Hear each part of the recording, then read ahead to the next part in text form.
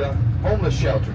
So to keep Willemstad a little bit clean and a little bit more beautiful for the people, they actually have things for the homeless people there. They can get free haircuts, food, drinks, play games, just relax there, take a shower, and then as soon as the day is over, then the people can just do their own little thing again. But yeah, that's another reason why we call it the house of Snorkeling.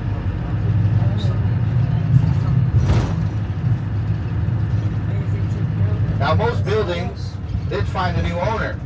The deal worked out really nicely. But there was one building that did not find a new owner, and it's known as the Wedding Cake House in Curacao. Yeah, the people wasn't down here like this yesterday. It was Because the cruise probably was gone.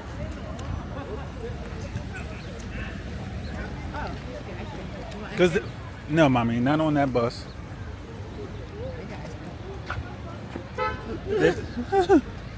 Hey, they go that spot that we ate at. yeah.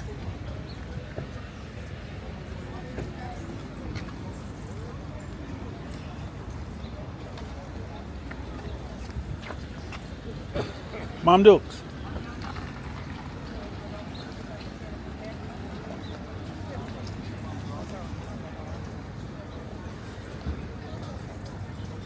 What do you want? Oh no, I'm just walking around looking.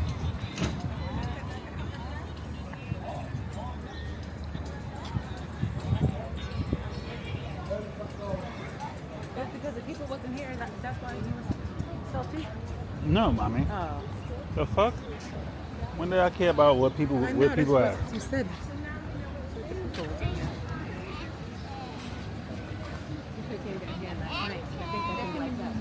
It does. They got the thing in the front.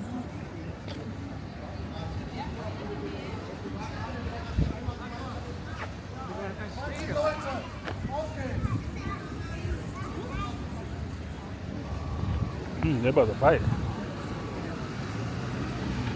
I'm gonna just take a picture of it. I didn't get a picture by itself. I'm gonna wipe that motherfucker out. Whoever's on it.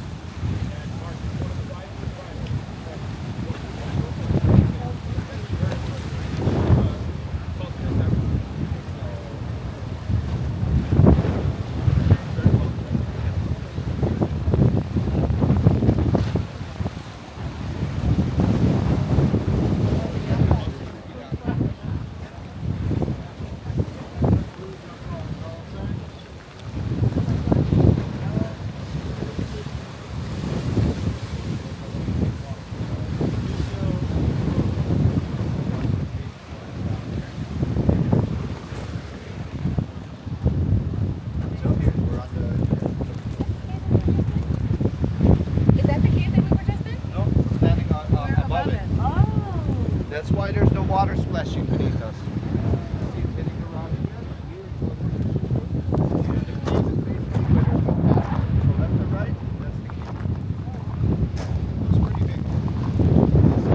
This is the only place. So the history behind this is this used to be all underground.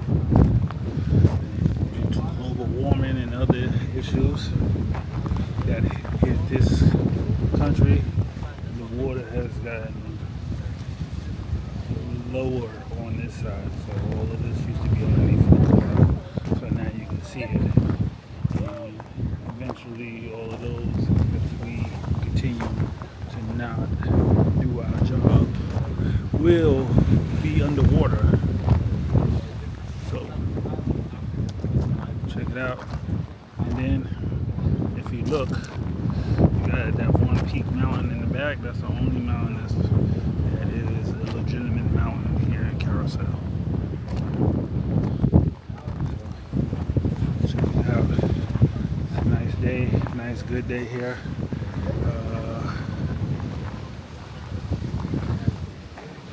Just chilling, relaxing. That's really it. Pockets in the air. The building is good, but the next time it rains, water goes into the walls, fills up those air pockets, and literally your building will crumble right in front of your eyes. So this process is known as wall cancer. The people had no option, so they have to use the salt water, but they're still struggling with it. The only way you can keep your building standing upright is by repainting your structure on the inside and the outside every 4 to 5 years. Every 4 to 5 years you have to invest in paint, put it on the walls inside and outside. Now I think we can all agree that this is very expensive, right? And this part of town, Outra Banda, was always considered the working class side of Willemstad. So there were not really a lot of rich people down here. And because of that, a lot of people did not have money to spend on paint. A lot of the buildings started to look very, very ugly over the years. And this part of town started to become a little bit of a sketchy place. A lot of the good people left and more bad people came down here. To give you an example of how the buildings look like, take a look on the left, you can see a tree. Look behind that tree here. You see how the buildings look? Very poor. Down the alleyway here on the left, next to the red building, look at the buildings there. Look how bad they look. See that? Yeah. If you have money and if you're rich, you don't want to live next to those ugly looking buildings. So again, a lot of the good people left the area and more bad people started to come here. Eventually, this turned into the ghetto on the island. 25 years ago, we could not be driving around here just for fun. We could not be walking around here. It was way too dangerous. This was considered the ghetto on the island. The part of Outra Banda was off limits. Homeless people, drug addicts, prostitutes, all of that was located down here. Now, after telling you that this was a very dangerous, sketchy little area, we still decided to drive into this place here. So, why is that? Well, that's because they actually fixed up this area very nicely. And I want to show you guys this beautifully restored little area. Now, the way they restored this part of town, Outra Banda, is actually by...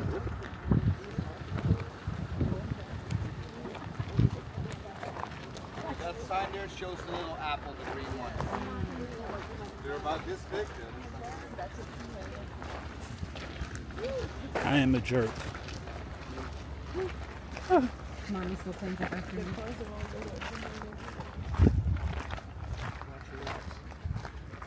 It's nice we're in the shade for a little bit. If you start moving, I'm leaving. I don't mind this type of iguanas. Damn, I'm a stretch. It's very uneven there. I know. Also glad I wore my sneakers.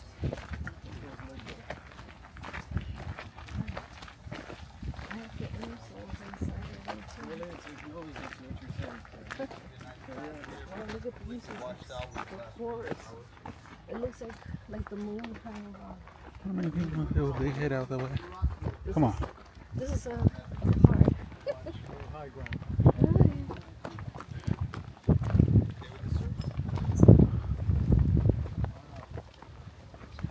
Look, there's duties over there. Look. Could be just another rock. No, those are duties for Is that goat duties?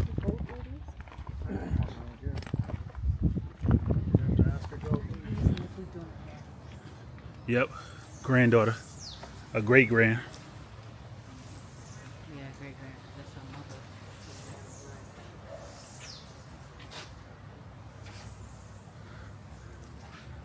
What did he call this place? What's the name of this place again, Mama? We gotta take the picture. It's Kula.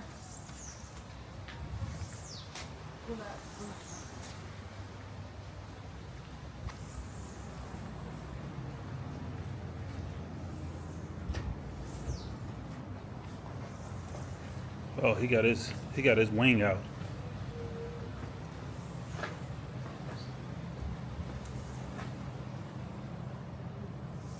Let me take a picture of our homeboy.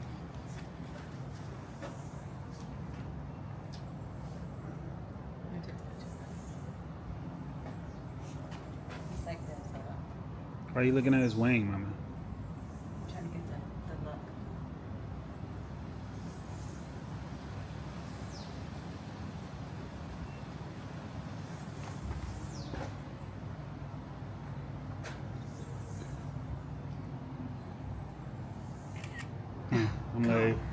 was like, how long you have me holding like this?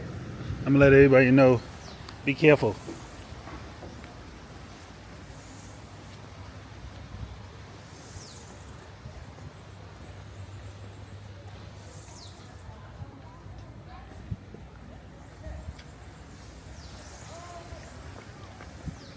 Okay. It's much better now, right? Yeah. Now that's the place. Yeah, what's up with that? There's quite a few of them.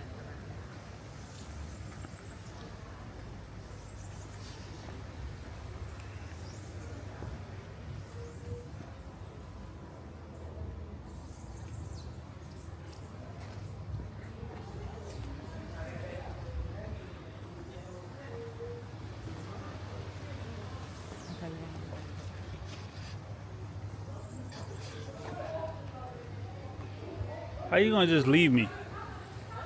How you gonna just leave me? I was walking that way. If I didn't turn around, you would have been up there already. Maybe that's how I felt yesterday. Lionfish. Is this something? Yeah, not right now. It is something to eat. Let me not record these old ass movies.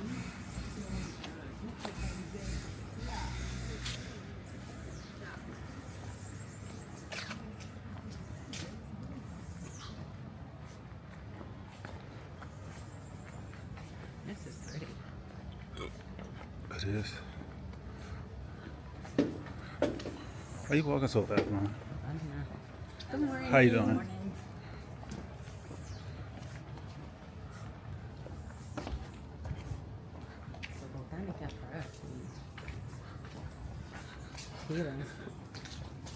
¿Dónde, Charlie?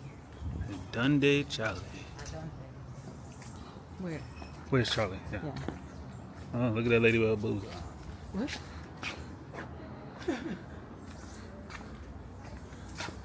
Oh, they absolutely enjoy noodles.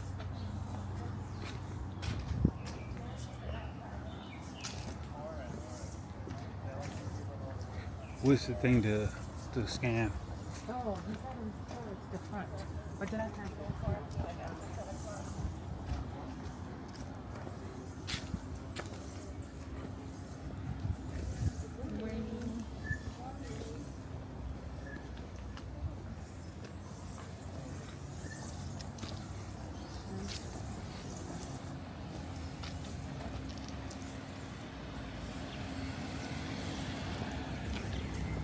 I'm so glad we went on the phone basket yesterday and that we're going to find out the other side.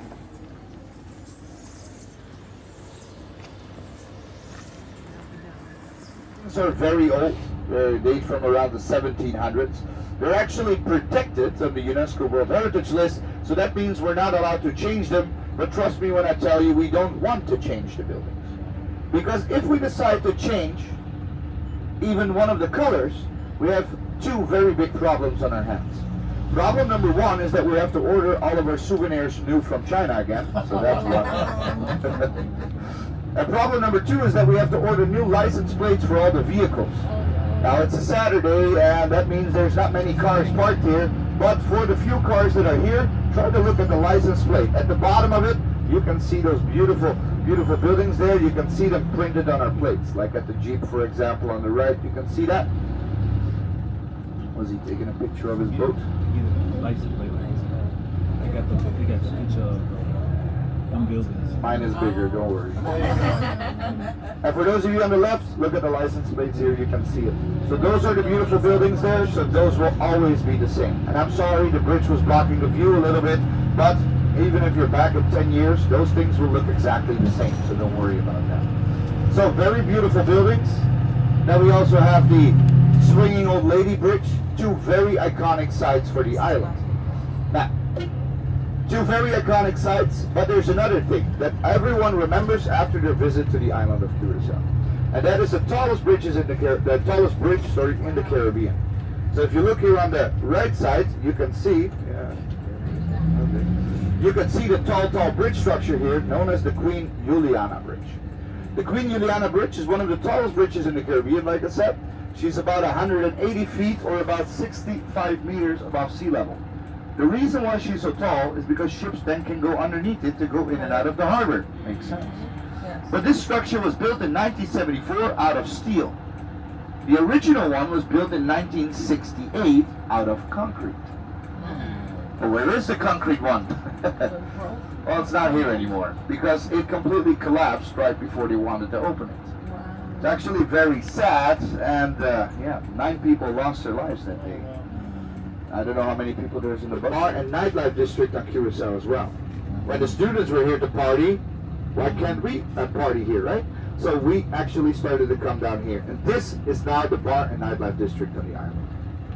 Now, whenever mom and dad are visiting the students, they don't want to eat ramen noodles every night. Yeah. So we also have some very good restaurants down here, like on the left, Casanova, pretty new, really good food here. They also have the Mundo Bizarro place, which is really nice to hang around at. So they got that. And of course, also whenever mom and dad come and visit the students, they don't want to sleep on an air mattress. So there's even some good places where you can stay. There's going to be a little bit of music all around if you're staying here. Be prepared for that. But these are some very beautiful little boutique hotels. So this was the first neighborhood on the island. It turned into the worst neighborhood on Curacao, and now it's everyone's most favorite place in town. In front of us, you can see the name, Peter Mike. That is the name of this area right now. She had to pay money for that. Well, she has to pay. Now this spot is within walking distance of the heart of the city, right? So using the bus, we can get there even quicker, and that's what we're doing right now. Making the turn here in front of us is the heart of the city, where everything started back in the day. So the first houses, the first police station, the first shops, the first doctor's office, everything new was built down there. Now, one of the first things that you also find down there is the first square on the island. You're probably wondering, why a square? Well, every city in the world needed a square because they needed a place for the people to protest at if they were angry, right? They used the squares to celebrate things if they were happy. On the squares, they would present the new governor or get rid of the old one if he was a bad person. So, every city in the world needed a square, and in front of us is the Wilhelmina Square, the first square on the island. Around this square is also where a lot of governmental buildings are built. For example, on the left, do you guys see the church-looking building? Yes. Beautiful, huh? That's actually where you pay your parking tickets. Then, next to that, you find the office of the Attorney General. Then you find our court, the police headquarters. You find all the things that we need around this beautiful little square. But I think we can all agree that 155,000 people don't really fit on this square anymore. Right? It's too small for that. So we use the square for other things. For example, we use the square to promote the island with. We do that with the help of 2 signs. One that says Curacao, all the way on the right side of the corner, and one down here that says douche. Now I know that those of you visiting from the U.S., the word douchey is not a good word. If you call your neighbor douchey, then you don't like the guy. If you call him douchey in Curacao, you want to marry him. That's the difference. The word douchey here is used in all the positive ways possible. It means honey, sugar, sweetheart, nice, great, beautiful, delicious. So for example, if the waiter asks you how's your food, you can tell him it's douchey. If people ask you, hey, how is this island? Do you like Curacao? You tell them, hey, it's a douchey island. If people ask you, how's the trip with Mike? You tell them, of course, it's douchey. Very good. Connecting the 2 sides. So, when the water gets a little bit choppy and you're walking down the bridge, you start to swing like an old lady. That's one. Oh, yeah. But 2 is that the bridge is also like a door. And right now you can see all the people waiting here, not realizing they have to use the ferry to go between the 2 sides, but you know what? They're visiting the island. So whenever the bridge is open for a long time, use the ferry. It's free of charge. It's a fun, free little boat ride. Yeah? But normally this is where the bridge would be connecting the 2 different sides. Now, whenever a boat wants to enter or leave, the bridge will swing open like this and dock itself here on the right side, next to the wall where everyone is sitting and waiting for at least 45 minutes from now on. Because we have a flat... I ain't want nobody to think I'm taking pictures of them.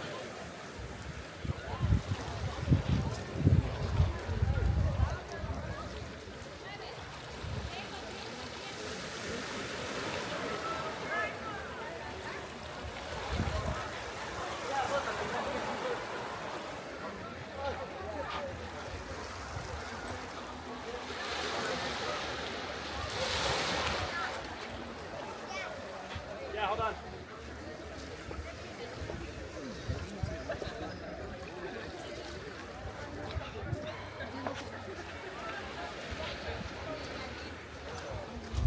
taking a minute worth.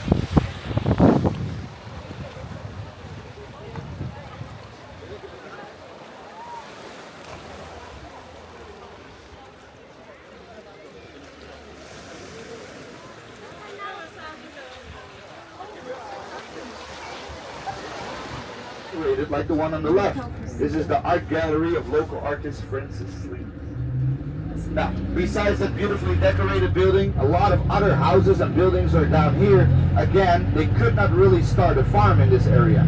So instead of farming, they sold the pieces of land to the wealthy and rich trading families on the island. It happened to be that most of the wealthy and rich trading families were actually Jewish families. So it automatically got the name the Jewish neighborhood of Snorkel. Now, all these buildings here were built. This is really where the money was located at. I'm going to show you one of the buildings down here. This is a really impressive one. And this used to be, ladies and gentlemen, somebody's house here on the right side. Look at that. So you can tell there was some money here, huh? Yeah. Because all the money was here, what's funny is that they also built the Central Bank of Curacao and Saint Martin here on the left side. Because the money was here anyway, so why not build the bank here? That was the trick. So all these homes were owned by the rich and wealthy Jewish trading families. But are the families still here? No, they are not. Most of them left. The buildings are still standing. I love the green one on the right. Look at that. That was your house? Oh, yes. Beautiful, right? Yes. But these are all businesses now. Because what happened is that Nice. what happened is that a lot of the rich and wealthy families, realized around the 1980s that the streets were too small to park their 15 Ferraris on. Where do you put your boat? Where do you put your jet skis for the kids? If you're a multimillionaire, this is a terrible place to live. So a lot of the wealthy and rich families started to leave the area in the 1980s. As soon as they left the area, well, the buildings were left behind. The thing is that this is where the most rich people on Curacao used to live at. So no one else had enough money to buy and maintain the buildings. So the government thought, shit, we have a problem now. No one wants these buildings, no one can afford it, but we're still stuck with them. So how do we preserve them? Well, they made it very interesting for companies to come to Curacao. They could actually save a lot on tax money, minimum wage is a lot lower. So for the companies, if they settled here, they could save a lot of money. But the deal that they made with them was, you have to put your office somewhere here in Snorkel. So pick any building, you got to maintain it for us. The deal also was that they had to keep the buildings as original as possible. So on the left, you can still see on the gate the Star of David. See that? So that's still a sign of the Jewish families, the ABC Islands. We're also the busiest island of the ABC Islands. And ladies and gentlemen, we have to say it, that we're also the best island of the ABC Islands as well. Of course. Not biased at all. But you will see that throughout the day, yeah? Now, why are we the busiest islands? We got a population of around 155,000 people living here. I know it doesn't sound like much if you're from a big city somewhere. I know. But for an island, 155,000 people, it can get pretty busy. Now, 70% of our population actually lives on the eastern part of the island. And the reason being is that there's our city and a very large natural harbor, and those were two areas where people found their jobs. And in general, doesn't matter which place in the world you're at, where there's jobs, that's where the people live. And where the people live is where you find all the things that we need. Now, before I talk about that, really quick, a little bit of a story about me, because some of you are maybe wondering, why is this Dutch-looking dude showing us around Curacao? Well, there's a good reason for that. So yes, I am Dutch. I was born in the Netherlands, and I'm as Dutch as they get. I got blonde hair, blue eyes. The only thing that's missing is the wooden shoes, right? So, I'm very Dutch, but at the age of 7, Mom and Dad moved out to Curacao, so I moved here with them as well. And I grew up from age 7 till 14 on this beautiful island. Now, after I reached the age of 14, it was time for me to focus a little bit more on my future, so Mom and Dad decided it was time to go back to Europe. I went to school there, studied tourism management, and part of every Dutch study that you do is that if you do a 4-year study, you have to do a 6-month internship somewhere in a company. Now, me as a 20-year-old student, of course, I wanted to do this internship as far away as possible from Mom and Dad. So again, I took a 9-hour plane ride back to Curacao, and I did my half-year internship on the island. After that, came back and forth a couple of times on vacation, and now I've been back for 8 years working here with this company driving tours on Curacao. I'm 32, so about half of my life I've been living here, the other half I've been living in Europe. So a little bit of best of both worlds, and that's why this blonde hair dude is.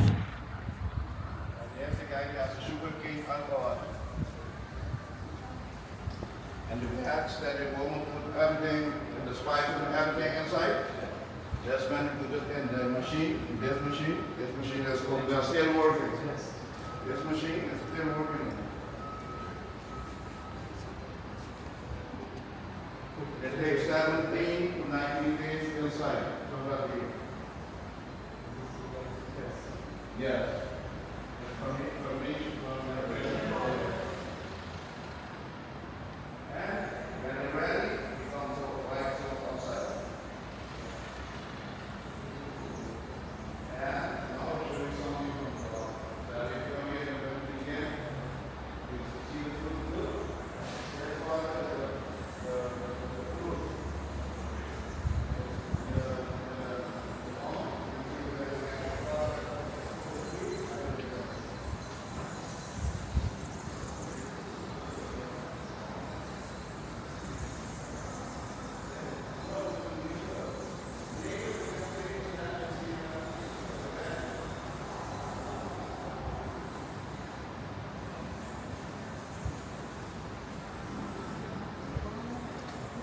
Don't touch.